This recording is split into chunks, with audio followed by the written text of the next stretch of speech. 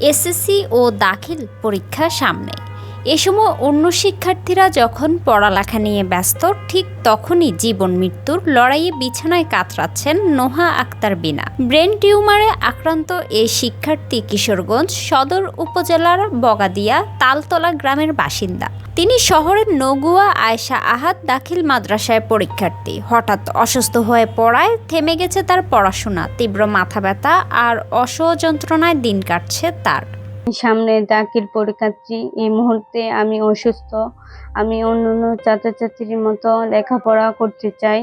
আমার চিকিৎসা বহন করার মতন সমর্থন আমার মা বাবার নেই। আমি দেশবাসী ও সরকারের কাছে সহযোগিতা চাই। দরিদ্র পরিবারের সন্তান বিনার বাবা মাটির কাজ করে কোনোভাবে সংসার চালান। চিকিৎসার পেছনে শেষ হয়ে গেছে সব সঞ্চয়। এখন প্রয়োজন উন্নত চিকিৎসা, যার জন্য দরকার বিপুল অর্থ। আমার মেয়েটা এসএসসি পরীক্ষার্থী।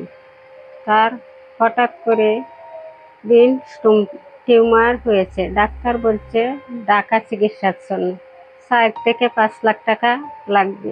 এখন আমরা অতি দরিদ্র, কোনো টাকা পয়সা আর নেই আমাদের কাছে। আমি মাটির কাজ করি। আমার মেয়েটা মাদ্রাসায় পড়তেছে। এই এসএসসি দাখিল পরীক্ষা দিব, ফাইনাল। হঠাৎ করে অসুস্থ হয়ে গেছে। আমি তার চিকিৎসার জন্য গেছি জিটি লেভে। তখন এখানে ডাক্তারে পরামর্শতে এই মাথায় স্টিমার দেখা দিছে। আমার অনেক টাকা পয়সা লাগে। আমি চিকিৎসার জন্য আমি পারতেছি না। আমি সকলের কাছে দশাইতেছি, সরকারের কাছে দশাইতেছি। আমার 5 লক্ষ টাকা লাগে এবং চিকিৎসা করতে। টাকার জন্য আমি চিকিৎসা করতে পারতেছি না। সরকারের কাছে সহযোগিতা চাই, সকলের কাছে সহযোগিতা চাই। আমি যাতে মেয়েটারে চিকিৎসা করতে পারি, এই সাহায্য আমি চাই। বিনার চিকিৎসা আর সংসার খরচ, দুশ্চিন্তায় নির্ঘুম কাটছে তার পরিবারের। সমাজের বিত্তবান ও প্রশাসনের সহযোগিতা পেলে হয়তো বাঁচানো সম্ভব এই মেধাবী শিক্ষার্থীর জীবন।